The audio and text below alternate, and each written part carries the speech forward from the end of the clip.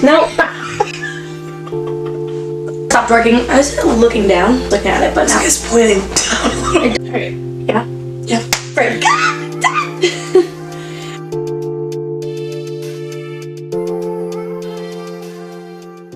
Hey guys, welcome back to More Than Metal Podcast. I'm Jasmine. And I'm Liv. And we are so excited. We're sorry that we've been gone for so long. Life kind of got in the way a little bit. I got COVID. Life happened, but we're back and we have some stories for you today.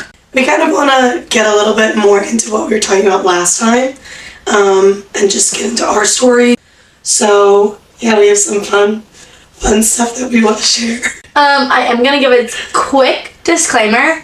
I'm going to tell a very personal story, but it's also a story that involves obviously other people. I am not trying to cause an issue, ruin careers, like snitch, like none of those things.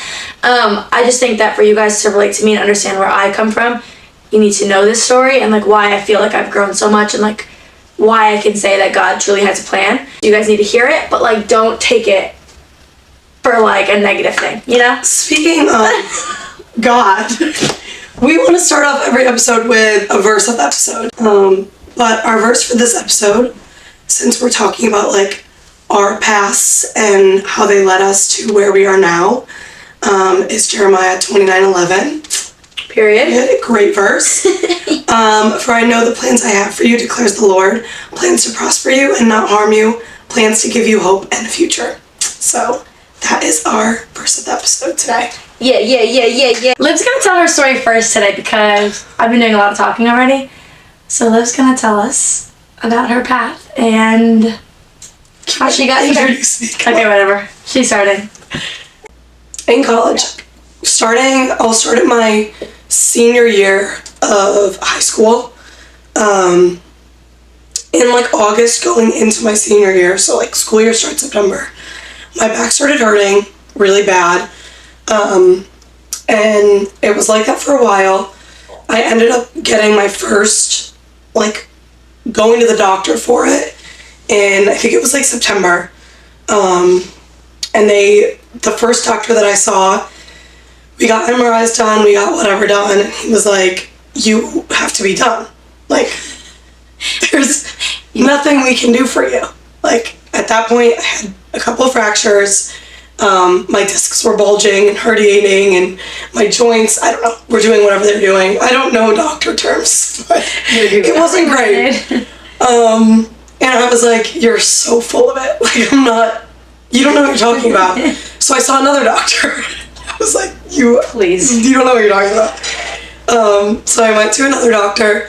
He told me the same thing, which was really unfortunate for my mental. I was like, you guys, you're looking at the wrong scans. Those aren't mine. That's on my back. Yeah, try again. I told him straight up. I was doctors is comedy because not you thinking it was going to be any different. I thought he was wrong. Not you thinking you're smarter than the doctor, but it's fine. I was in denial. Okay. Fair. Fair. So I told the second doctor straight up, I was like, I'm gonna be so real with you, like, I'm not quitting. I'm not, like, this is my life. And he was like, okay, we can give you injections. So that January, I got my first round of injections, and they helped for like 2 weeks. And then beginning of February, I went back to him and I was like, I need more. And he was like, 2 weeks ago, we just gave you those. Yeah. And I was like, I need them. Like, I can't go without them. Yeah. So they gave me more, beginning of February. Why am I running the show? I was running the show. Period. Straight up. Well, it's also your back, so it's like, yeah. Yeah, true. So they gave me more, and those helped. Like, that round of injections, along with the first ones, got me through the end of season. In the summer and all that. But that was when COVID hit. So, I mean, I wasn't in the gym that much anyways. I mean, starting in March, through like June, we didn't practice. So, yeah, I guess the injections didn't help. When I was just thinking about it, I was like, wow, like, those got me a long time. But like, you didn't do anything. I didn't do anything for 2 months. That makes sense. So then I ended up going to college in September. Back up bad again. I didn't really do anything my whole freshman year because I was hurt. I was out for months at a time. And then on top of that, because of COVID, we were in and out of the gym. So like the way that contact tracing worked, it was like if you were in the chalk bucket over there and I was right here gripping up and then you got COVID, I'm in quarantine. So it was like every other week we're all in the quarantine dorms. Whatever, don't even get me started on that. That was terrible. So then come the end of season, I sat down with my coaches and we had the conversation and I made that decision, medically retire. And it was one of the hardest decisions I've ever made in my whole life. I was in denial. I used to call my parents about it every day. And I would be like, all right, well, I did meet with the doctor before I made that decision. And he was like, if you want to keep doing this, we can give you a nerve ablation, which basically meant that they would burn all the nerves off in my lower back. No. So I couldn't feel it anymore. Scared. And I was like, give it to me. I want it. Burn it. I want it. Burn it. Burn them all. Yeah. And I remember calling my parents the day after he told me that. I was like, I'm going to get a nerve ablation. And they're like, no, you're not. That was, I mean, from that point on, like, I think that's when it started to hit me, like, okay, you've come to the point where your body can't take this anymore. Like, I think the problem, though, that probably made it so much harder is, like, as gymnasts, our bodies can always take it. Like, yes. You Yes. keep going. So it's like, now I'm just weak. And there were, like, now I'm weak. what was hard for me, too, was, like, there is a solution. Like, you can do this for me. Correct. And I remember someone saying this to me one day. It was JC, so shout out JC if you're watching this. Love you, girl.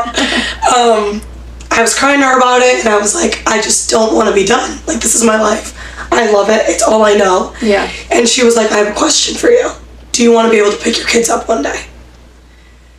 And at that point, I was like, yeah. Wow. Like, sitting here right now, I can't even bend over and tie my shoes. Like, how am I supposed to go on doing this, knowing in the future I'm screwing myself over? Like, Right. so I came to that decision. It was very, very hard. And there was a big part of me that was like, mad at God. Because I was like, I've worked my whole life for this. 18 years of my life. And I didn't get to compete one time in college. Like, for what? Why did I go through all of that? All that pain and trauma and, like, stuff that it left me with. Like, I didn't have an identity outside of sports. That was me. That was my whole life. If somebody asked me in class, fun fact about you, we have to share a fun fact. I'm a gymnast. That was it. So, yeah, it was Yeah, it's scary. It was really hard. It was very difficult. I think, though, like, to your point, like what JC said, like, do you want to pick up your kids? For, like, us, at the time, gymnastics was all we knew and, like, all we wanted. Yes. Essentially, and it's like, to then look at it from, like, a wider lens, you're like, oh, Yeah. I have life after that. Yes. And, like, it's not like we're in a sport where we could be professional gymnasts. Yeah, you don't go to the league. Like, it's you not- don't go to the like, NFL, the NBA. Right, like, you don't do that. if that was the case, like, that might have been a different conversation of, like, well, I could figure that out. Yeah. It would have been 4 years Yes. of you not feeling your back for you to not Yes. do anything in the future. Like, that doesn't make any sense. But, like, in our brains, we're like, sounds kind of promising for college. Sounds like I can do it. Sounds For like I'll be what? good. For what? Really good. I think that's why we're doing this, too, is, like, your ending might have been different for whatever reason to your sport, but, like, it could have been premature, or it could have been just you graduated regular. Yeah. And, like, still, it's so impactful because it's like, this was my whole life. Yeah. And now it's just over. What do I do now? What And do it's I funny do now? how I can sit here and tell this story, 3 years later? Right. Looking back on it and going back to that verse today that we had, that God has plans for you, hope in the future. And it's like, it's crazy to look back on it and to say, once I retired, I sat down with my coaches and I decided to go in and become their student coach, transition into that role. And it's just crazy to see how things have worked out. And, like, I can give God all the credit for that because I didn't know in that moment how it was going to work out. Yeah. I mean, that was my major, was sports management, but I didn't know if that's what I wanted to do. It's because they didn't have the major that I actually wanted to do. Well, that I did sports management. And then it was like, so now I'm in the role of student coach. A year later, I find out I have enough credits to graduate early. So now I'm graduating in December. I've been with the team student coaching with them for 3 years at this point. I graduate, and now I move into the role of assistant coach, which is like, that would have never been possible if everything that happened in the past hadn't happened. Even if I was still doing gymnastics, I couldn't have graduated early. Like, all of that stuff just fell into place. It was like puzzle pieces. And then you come along, and now all of a sudden I'm thinking, like, even if you were here and I hadn't have graduated early, this wouldn't be happening. Right. Because I couldn't sit next to you like this. Yeah. In this role. Right. So it's just crazy how God has that plan. And even if you hate it in the moment, it's going to work out how it's supposed to. But I think with everything you're saying, like, that's the biggest thing is, like, there's always a plan, and it's, like, better than the one that you have planned for yourself. And, like, as much as you sit here and think, this is going to happen, this is going to happen, this is going to happen, it's not for the most part. And if it does, it'll just be better than what you even, like, imagine. So, like, if you are someone who's stuck in that place of, like, I don't know what I want to do, I don't know who I want to be, I don't know how I want to act, like, it's going to work out. Because I never would have thought I'd be sitting here right now, but, like, here I am, you know? So, like... Yeah. I know the phrase, everything happens for a reason, is so cliche. But, like, it is like, true. Yeah. Like, yeah. Everything does happen for a reason. And you might not know what that reason is, but... Yeah. And, like, you don't have to know, I think, is the thing, too. Like, I know it's easy for us to be like, oh, well, I want to know exactly what's going to happen. You might make different decisions if you knew how it was going to play out. Like, if you knew that X, Y, and Z was going to hurt you so that you could be this person, you would try to avoid those things. Yeah. You know what I mean? And so it's like, in order for you to get to where you need to go, you have to go through some things. And, like, sometimes it's in your best interest not to know. So that you can just go through it because you have to. Yeah. You know? Facts. Yeah. No one wants to go through things. Like, no one wants, like, you don't want to go through the obstacles. Like, they suck. No, they suck. Like, COVID sucked. Everything sucks, but it's like, had COVID not happened, like, just so many things wouldn't have played out the way they played out. And, like, I know that in the moment it sucks. But again, it's for a reason, more often than not. Sometimes it's just some chaos. That's just a little side struggle. Sorry about those. But I can't fix those. But for the most part, they're all for a reason. And, like, they get you to where you need to go. So it's like, yes, enjoy the process. That's something I was going to say. I forgot what I was going to say. Remember. There's something on the topic. Well, I hope so. Oh. Yeah, I was No, we're on topic. I was going to say, I think bringing it back to God, like, I think as people who follow God, we sometimes tend to think, like, nothing bad is going to happen to us because we have God. And I think that's just so not true. Sometimes bad things do have to happen to you so that you can get to where you need to be, or you can learn from it. Like, just because you follow God doesn't mean that everything's going to be, like, peaches and rainbows and, like, sunshine all the time. So the story that I was supposed to tell was about losing my scholarship. And the reason I think this story is so impactful and so, like, big is because that is the time frame that I really, like, found my confidence in God and, like, found my trust for Him and, like, all of that. And, like, although, like, obviously I still struggle and, like, have different issues and, like, COVID happened, so, like, I still had to go through that, like, a little bit of anger with Him again. I would say at this time was one of the biggest ones because, yeah, we'll get into it and I'll tell you. I was gonna get deep, but we'll get deep when it's time to get deep. Yeah. Again, disclaimer though, not trying to cause beef. I was not perfect. I had my issues. I had my freshman, sophomore year drama, But here's my story. So, let's flash back to sophomore year of high school. I committed to Utah State because I loved the coaches. Specifically, the assistant coach was one of my favorite humans ever. But the whole staff I loved.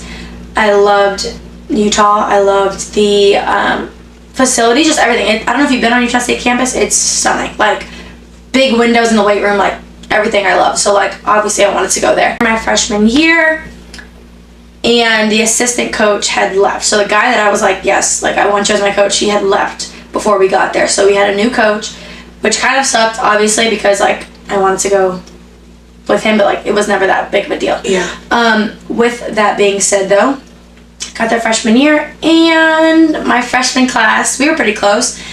We were a little bit outside. We did a lot of shenanigans. But mind you, like, we were all like homeschooled, and like, not all of us. Some of us went to school, but some of us were homeschooled, some didn't, and like getting to college was just a whole different world of experiences, and like the word no was not really in our vocabulary, like, and like for me specifically, being homeschooled and like not experiencing that, I think that I was very much like, people want me around, so I'm going. Like, I, even to this day, I get such bad FOMO because like I missed it for 13 like, years. I never I'm going any chance I get. Like, literally, and like I don't have really that many friends from like my hometown, like none of that, because like I just didn't have the space or the time to like go hang out. So like I'm not missing that in college. Like, I'm doing it. So whatever. So my freshman year, had my little beef, whatever, my stuff. Obviously, me and my head coach had conversations about it. But I ended up getting myself together and whatever. At the end of the year, we got these like, what are those little like fake awards called? Superlatives? Yeah, those. Is that what it's called? Yeah. Okay, we used to do those awards, and like my award was the 180 award because I like had turned my life around so much my freshman year. I swear, like that's like how aggressive it was for like a second. Like I was like outside, and then I was like not. That's funny. So whatever. So by the end of the year, obviously I had turned it around, whatever, and I was fine. Come sophomore year, that coach left. We got a new coach. During that process of like getting to know her and stuff, I wasn't necessarily the biggest fan. You know when you like meet somebody and like it's just off that, like the vibes are not vibing. Yeah. So much so that I almost picked that. Not that I picked the other person who has a actually bad rep in gymnastics. Like I actually picked them. Like actually is not a great person, and I picked them. You're like, I want that. I'm like, no, like because I didn't vibe. Whatever. It's your intuition. That's your gut. Like, well, yeah. So anyways, so that happens, and we start season and stuff, and we do a little retreat thing. At this retreat, we do a personality test. We do the Enneagram test, which is like, it essentially tells you about your personalities based on like numbers. I am an 8. An 8 is a challenger. If you know the Enneagram test, that is the worst one, whatever. But the T is like, I'm not like a mean person. Well, like I was at the time, but I'm not like super anti what you're saying. I just present all the options. Like if you're like, this is blue, I'm like, but are you sure? Because this, it looks a little green to me, you know? Like let's just all be for sure. She didn't like that at all. So we had a lot of just every time I would say something that questioned her or like made her feel like I was disagreeing or challenging her, we had a meeting and how my scholarship was on the line and how, I wasn't the type of person that she wanted on this team. So obviously from jump, I felt like I was fighting for my life every day. Like I'm in there like, okay, I'm fighting to keep this scholarship. No, I'm serious. Like, no, I know. Like I'm really like, okay, like I worked my butt off to get this scholarship. Like I'm not about to lose it because you don't like me. You know, like that's really how it felt. I worked 18 years for this. You don't like me? Okay. Literally. I didn't commit to you. Why are you here? Like that. Like that's really how I felt. Like you came in and now you're gonna ruin everything I worked for. I just got the 180 award. I'm brand new. Please. But I'm being serious. Like, using papers to prove like, I got this award. I earned this. Anyways, whatever. Doesn't really matter. But like, obviously, I'm like, bro, you're not about to take this from me. Like, you're not. The award or the scholarship? Both. Because I'm 180 degrees. I'm brand new, so shut up. That's why I'm a little worked up. Overstimulated. Yeah, she makes me angry. We have our conversations, and mind you, like we had a meeting probably every other week about my grades or about my boyfriend or about, I'm not kidding, like she would ask like fully like relationship questions or like about like me being an alcoholic. Like when I tell you that we sat here and had conversations about anything, like she was throwing anything in my face to like have like issues with, and like she wasn't a fan of my relationship, which like granted like he wasn't very nice, but like that's like not your business. Yeah. Then like she's also the type that like wanted to follow us on Snapchat, which is like fine, but like I blocked her because like you're not looking at my Snapchat story, like, and like she found out that she was like, it was like little things like that, but like again, I wasn't the only one, but I was the only one being called into meetings. I was the only one getting like told that like that was threatening my scholarship. Feel me? Yeah. So like all year long, it was like any wrong step I took, which again I took a lot of wrong steps. Like don't get me wrong, I wasn't perfect, but it's like any wrong step I took with a lot of my teammates, I was the one that was like called out for it. So our year was like messy and like whatever. I just knew that like I wasn't in a great environment, so like regardless of my scholarship being pulled, I might not have stayed, but I didn't want to have that be her decision. Like I wanted to make that choice for myself. Whatever. So that year goes on, and I literally was fighting for my life to the point where like I had pneumonia, I had colitis, I'm not kidding. You're laughing. This is like real life. No, like, because I know. Really pooping out of my butt. Like, huh? Beep. Like, who gets that? Someone who's struggling for her life, that's who. Like, colitis, pneumonia, broke my hand. I'm pretty sure I fractured my freaking rib because I was coughing so hard. Like, when I tell you I was fighting for my life, injections in my back. Like, when I tell you I'm fighting for my life. Have you ever heard when people say when you're in a relationship that's not right for you, your body rejects That's it? what my parents used to say. Your body was rejecting. Like, my body was literally shutting down on me for being in Utah. I'm not kidding. Like, colitis. Like, you look at an inflammatory reaction to the colon. Like, who gets that? What? bowel disease. Well, apparently people have it, like, I think it's like ulcer something. Colitis? That's what and like, yeah. they keep getting it, but like, I didn't have that version. I just had it for like the one time. Yeah. Because Utah. The cut and dry. Like, literally just this one time, and they were like concerned that I was going to keep getting it. I'm like, I cannot stand up straight, the pain. I'm not doing this. I'm not getting my period twice. I'm not. One from there, one from my butt. I'm not. Me personally, I'm not participating. I bring that situation up is because I was sick for literally weeks. I told you this. And she made me go get acupuncture in my face and my chest. Stop laughing. This is real life. And she thought that was going to help. And I'm like, no, like, I actually can't breathe. Like, I'm fighting for my life. I'm just picturing the needles in your face. And I'm laying here like, because I can't breathe. See? You know? And there's like music to play. It's not helping. It's not helping. Sorry. I'm sorry to say. It doesn't help. Anyways. Maybe I should have tried that for my back. In my chest? You're lucky you didn't puncture my heart. I'm pissed. Anyways, so I go get this stuff. Doesn't work. You're so dramatic. I go get acupuncture. It doesn't work. Whatever. And the thing is that now she swears I'm like faking, because when I tell you I was sick for weeks, and it was like my trainer was like, I don't know why you're not getting better. Like, it must be something you're doing. And I'm like, I don't think. My body is rejecting you. You know, like, it was like one of those things with like. Then I was getting called into a meeting with my athletic trainer and my coach, and they're all like, "You're just going out too much, and you're drinking too much, and doing this." And I'm like, I'm literally fighting for my life. I'm not even outside right now. Freshman year, yes. Sophomore year, no. I'm literally dying. Whatever. So that lasts for a long time. Hurt my rib, whatever. Then I get colitis. Well, then I start, whatever. So I go to the emergency room. While I'm in the emergency room for my other problem, they find that I have pneumonia. So I've been living with pneumonia for this whole time, and they're like, oh, that's why you can't breathe. You don't believe me. You thought I was trying to get out of practice, and I'm dying. There's liquid in my lungs, actually.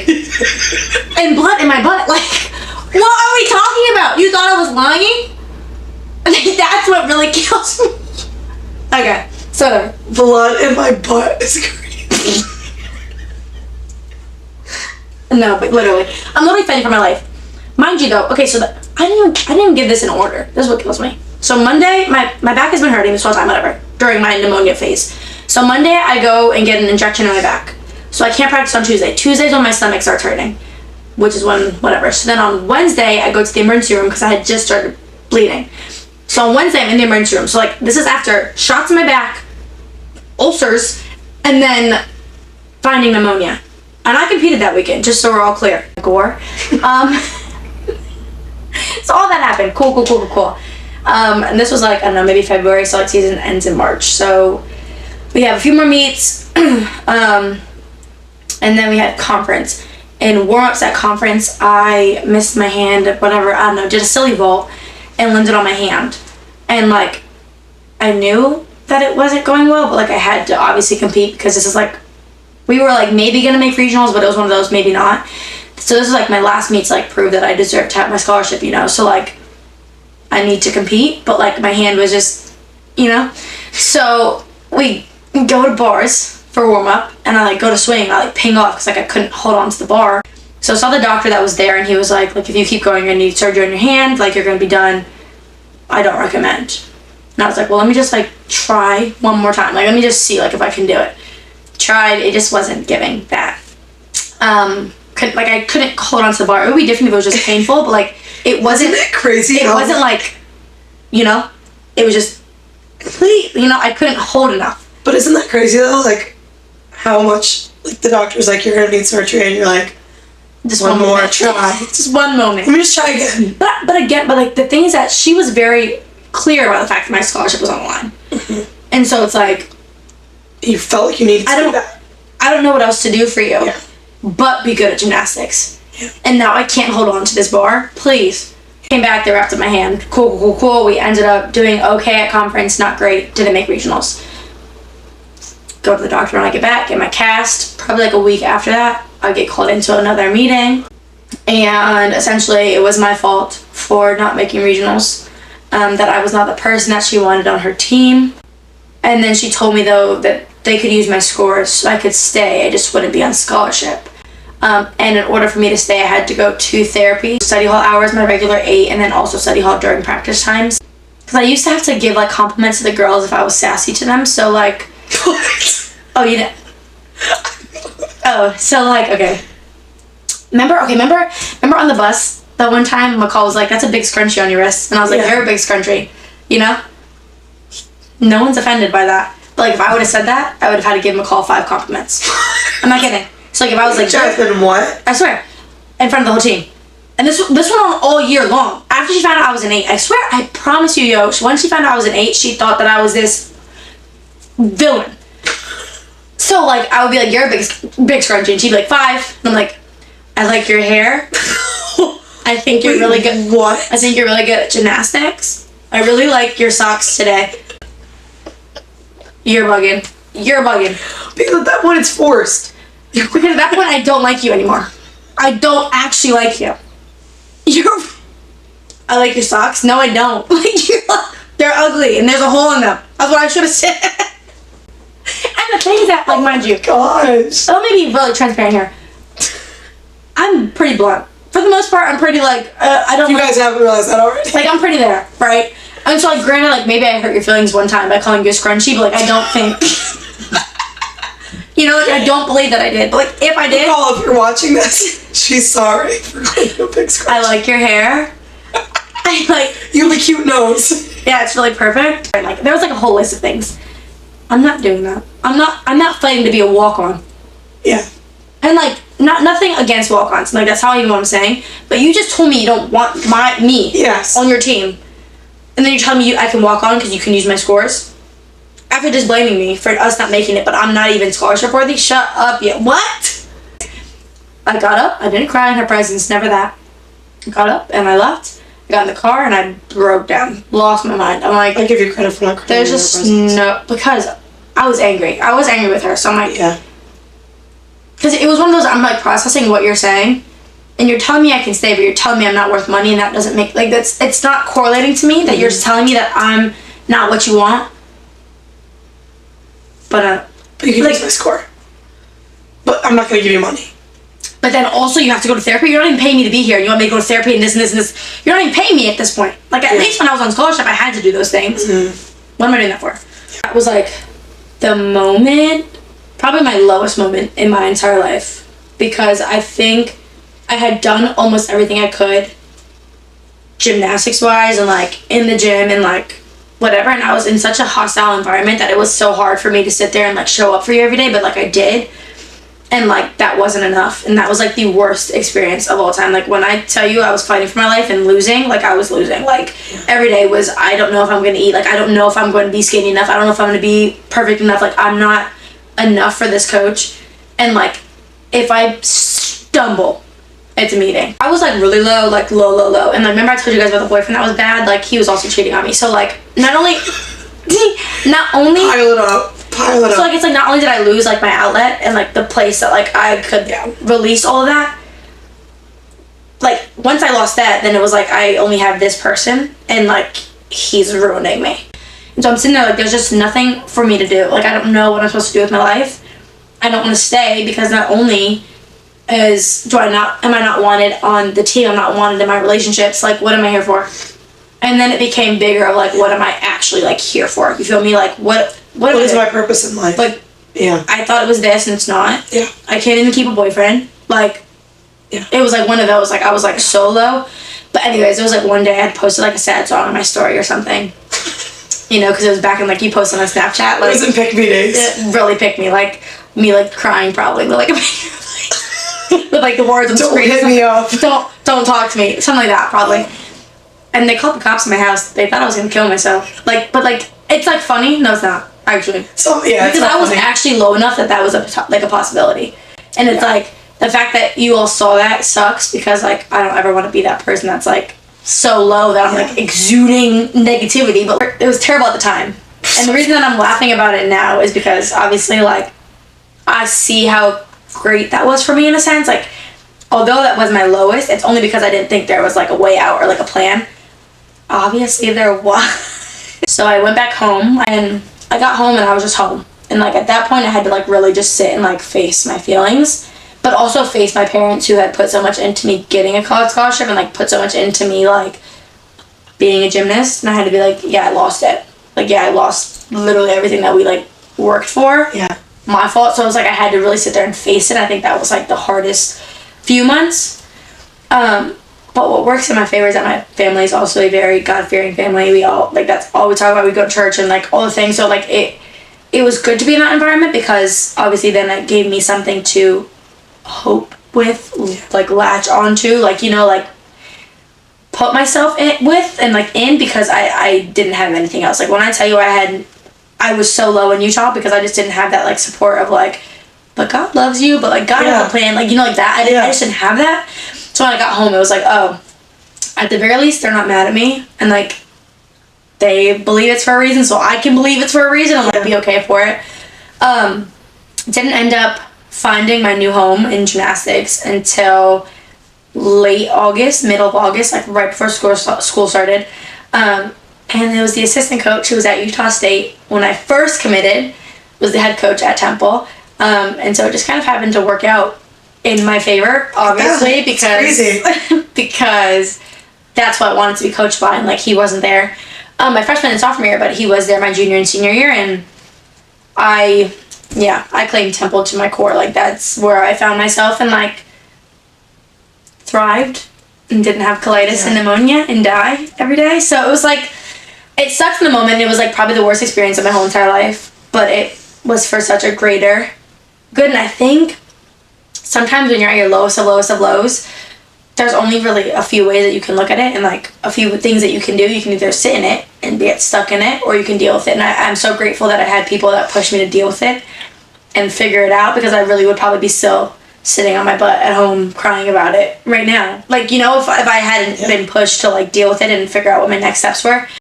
Well, it's the best of us. It's okay. Does it? Yeah. I think it's like too, again, everybody's story is so different, but like it's interesting to see like where people are now and like how they act now versus like what that was. Like I promise you, if you knew me at Utah State, you don't know me now. Yeah. Or like, you know, like if you met me now, you would not even guess like who I was at Utah State. Like you couldn't even put into words. And I think there was just so much growth that comes from dealing with your feelings and like facing them, you know. And I think that's where like I was able to find myself and finally succeed and like get to where I wanted to go, was because I started to face those feelings. And I think a lot of my issues at Utah State were because I had held in so many emotions and things from club gymnastics. But it's true though. You grow through what you go through. Yeah. Like when you look back on it, I mean, I'm not even though my experience was so different than your experience and what you went through, I still think stepping into a role of like, it's not about me. Yeah. Like, even as a student coach here, you guys are my friends, but like, it's team over myself. And that's like where I am today. I consider myself like, I will always put somebody else over me. Like, I will, if I could take your pain, I would take your pain. And like, I wasn't that person. Oh, yeah. My freshman year when I was going through that. Yeah. So like, the past 3 years have gotten me to a point where like, to be more selfless, and like, I'm not saying I'm like that all the time. There's definitely times when I get pissed off if someone asks me to do something, but like, it helps you to like learn. Yeah. And grow. So I think like with everything that we like kind of talked about, and I think I hit on this a little bit last time, is that there's like different ways to look at the situation, right? And like obviously you can look at it as this big loss, or you can avoid it, and like we talked about that a little bit. And I think when you really find yourself and like find your worth and find your purpose and all those things is when you deal with the things and you like break down why it made you feel the way you feel, or why it affects you the way it affects you, or why you think there's nothing more. And I think for me, I thought no gymnastics at Utah State meant no gymnastics at all. And that was never the case. You know, like, just because you don't have it here doesn't mean you can't have it there. And I think when we take a step back and stop looking at it as this, like, big loss, you can realize, again, just, like, how much you actually gained from that situation, how much you learned, and, like, how you can apply that moving forward. And, like, after I lost my scholarship, I didn't think I was going to do gymnastics again, because I'm like, who's going to want someone who lost their scholarship? But, like, the fact that the coach that was at Temple, which is like literally an hour from my house, an hour and a half, if that, like at this school, knew who I was and like knew my character and like recruited me already, like how perfect was that to know that he wasn't going to judge me based off of my loss of scholarship. He was going to judge me for what he thought I could bring to the table. And I think that's so like important to know, is that what you think is defining you is not defining you. Your loss is not defining you, and like who you actually are and what you actually bring to the table is what defines you. So find that and like find joy in that. I love that. That was great. Thanks. Your loss does not define you. It doesn't. Did you guys hear that one? That was a good one. But like it's true, as you come to work through it, and I'm sure you had to work through it a little bit there too, before you found out you were going to Temple. Like, really, you have so much more outside of gymnastics. And yeah. And I think too though, even if you haven't graduated yet, if you are still in college, take a second and like really evaluate what you bring to the table as a person. Not as a gymnast, not as an athlete. What do you bring to the table as just... Yes. So that if you did lose gymnastics, you could still contribute, or you could still be here, you could still help, or you could still be impactful in someone's life. I think if you sit down and see all those things that you're really good at, you'll show up so much better in the gym. You'll show up so much better on your team. You'll show up so much better because you know that it's not just gymnastics. Yes. I bring everything else. I bring the smile. I bring this positivity. I bring energy. I bring joy. I bring whatever it is. Bring leadership. Like, if you realize that you're more than just gymnastics, you will show up so much better, I promise. And I hate to break it to you, but in 4 years, 3, 2, 1 years, like, you're going to be done with it anyways. Facts. And you're going to have to face it anyways. So, for people that are still in athletics, you might as well face it now. 2 things that I would recommend doing. 1, just generally for finding joy outside of gymnastics, is make a list of things that make you happy. I have one in my phone that's a running list, and there's literally like the weirdest things on there, like birds chirping in the summer, like little things that make you happy. French fries, you know what I mean? Like, just things that bring you joy. And then the other thing that I would recommend doing, which is kind of similar, going off of that, things that you love about yourself. Qualities, physical attributes, just like anything that you like or you love about yourself. Just kind of detach yourself from the sport and from what you love about the sport and just look more inward, you as a person. And then, like, too, if you're someone who is done with gymnastics, I think sometimes we get caught up in this idea that, like, removing your identity from gymnastics means you have to leave gymnastics altogether. Yeah. And that's not the case at all. True. Like, gymnastics is still always going to be, like, a huge part of you. And, like, you gained so much from the sport. Like, I know that sometimes it's hard to see it that way. You're like, well, I lost the sport. True. But you gain friendships and teamwork and this and that and the third. And, like, there's so many things that you actually have now because of it. And I think if you sit back and also look at that, what did I gain from gymnastics? What did I lose from gymnastics? What can I use from gymnastics? You know, like finding those things that actually make it so that it still applies to your life. I mean, I think too, it takes time. I think that's something super important to know. If you are in the sport, out of the sport, long time, new, whatever, it's going to take you time to really be confident in the fact that you're not a gymnast anymore. Or if you're still in the sport, it's going to take time to detach your identity from the gym. But it's like, be patient with yourself because you've never been given the time to do it. So like, be understanding of the fact for 18 years, you were told you're a gymnast. It's going to take a long time to break down those walls. So like, give yourself some grace, give yourself some love, give yourself some praise for trying. It's a big thing, I promise. And like, It was honestly one of the hardest things I've ever done, but I don't think I would be who I am today without all of it. And lean on the people around you. Facts. Your friends, your family, God. Facts. Lean on them. Because you can't do it alone. And I think that's what we're here to share with you. Yes. Is that you're not alone, and like, if you need people in your corner, reach out. All right, next week we want to get a little bit more into, which we touched on it a little bit today, but like deeper into it. Self-worth and identity outside of gymnastics. I think too, maybe we can try and like, I think it might be good for us to try and find some like tips to give you like tangibles, like Yes. so going through and being like, do these 3 things after you watch Yes. this episode, might be beneficial.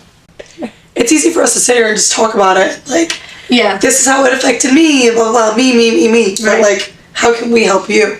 I think we're gonna do a Q&A maybe in the next few weeks. So we're probably gonna drop a question box on probably More Than a Metal Podcast Instagram. Yeah.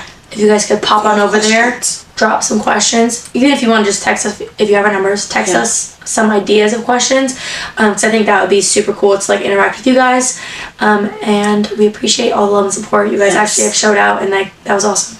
Please, like, we try our best to promote this, but like, if you know people in your life who would benefit from this, please let them know, because we want to reach the audience. Like, we want to help people, and we can only do so much. Thank you for the support and the love, just as Jasmine already said. Bye, love you guys.